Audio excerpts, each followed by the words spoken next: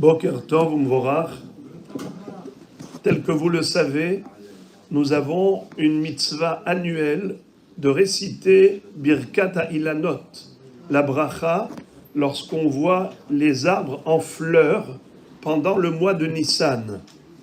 Cette floraison, c'est un signe précurseur de la pousse des fruits qui va suivre, car la fleur, lorsqu'elle tombe, elle est suivie du bourgeon qui va éclore pour donner naissance aux fruits. Alors, lorsqu'on voit des arbres fruitiers, on doit remercier Akadosh Baruch Hu d'avoir créé tellement de créatures pour procurer profit à l'être humain. Je vous récite la bracha. Baruch ata Hashem Elokeinu melech haolam shelo chiser be'olamo klum ubarabo biriot tovot veilanot tovot leanot bahem bnei adam. Dieu ne nous a manqué de rien, il nous a comblés, puisqu'il a créé de nombreuses créatures, de nombreux arbres pour nous faire profiter. Cette bracha annuelle doit être récitée également par les dames. Ce n'est pas considéré comme une mitzvah ta'aseh chez Azman Gerama, comme une obligation temporelle dont les femmes sont généralement dispensées, étant donné que le mois de Nissan a été choisi techniquement et pas halachiquement. Techniquement, c'est-à-dire que c'est le moment où réellement les arbres sont en fleurs. C'est la raison pour laquelle on ne peut pas faire cette mitzvah à un autre moment que lorsqu'ils sont en fleurs.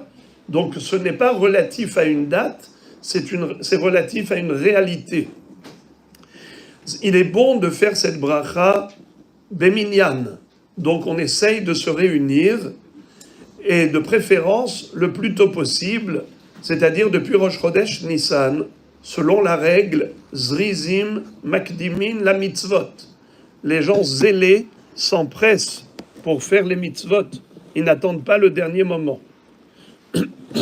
Également, il faut que ce soit 2 arbres. Mais si on n'a qu'un seul arbre, c'est également possible. Le Rav Ovadia Yosef dit que, bien que les Chachamim se soient exprimés au pluriel, mais ça n'empêche que parfois, ils emploient le pluriel même lorsque ce n'est pas exigé. Par exemple, Panim Hadashot. Panim Hadashot, c'est au pluriel. Même une seule personne qui est arrivée au Sheva Brachot peut donner droit au Sheva Brachot, même si c'est une seule personne. Ou bien Haroé Hachme Israël, au pluriel. On parle de Hachamim, il y a une bracha à réciter quand on voit un des Hachme Israël, chez Halak Mechochmato Lireav. On n'a pas besoin d'en voir 2, même un seul. Et pourtant, c'est écrit au pluriel. Alors là aussi, bien qu'il soit écrit Aroé Ilané, Melav Levé, Ilanot, des arbres en fleurs, même si c'est écrit des arbres, les Khatchila, a priori, il vaut mieux que ce soit 2 arbres fruitiers, mais sinon, même un seul arbre, si on n'a pas le choix, on fera également la bracha devant. Il ne faut pas faire ça devant un arbre dont les fruits ont été greffés, croisés, c'est-à-dire un croisement de 2 fruits. Les Khatchila, on ne fait pas ça. Pourquoi ? Parce qu'il y a une mahloket. Certains disent qu'on ne peut pas faire une bracha de Shebara Biriot Tovot. Dieu a créé, ce n'est pas vrai, Dieu n'a pas créé cet arbre, c'est l'être humain qui a fait un croisement de 2 espèces. Alors, on ne fait pas. Mais celui qui va le faire, on ne va pas le gronder parce qu'il a quand même sur qui s'appuyer. Même pendant les 3 premières années de la production de l'arbre, ce qu'on appelle les fruits de Orla, dont on n'a pas le droit de profiter pendant ces 3 ans, malgré tout, on peut faire la Birkat HaIlanot lorsqu'on voit un arbre en fleurs durant ces 3 premières années. De préférence, il vaut mieux faire la Birkat HaIlanot devant des arbres qui se trouvent à l'extérieur de la ville.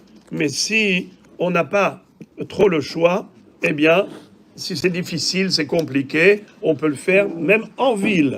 Enfin, dernier détail, il faut absolument que les fleurs soient présentes. Si les fleurs sont tombées et il n'y a plus que les bourgeons, dans ce cas-là, on ne pourra pas réciter cette bénédiction devant de tels arbres. Il faut que ce soit vraiment en floraison. Bochim tiyu et bonne journée.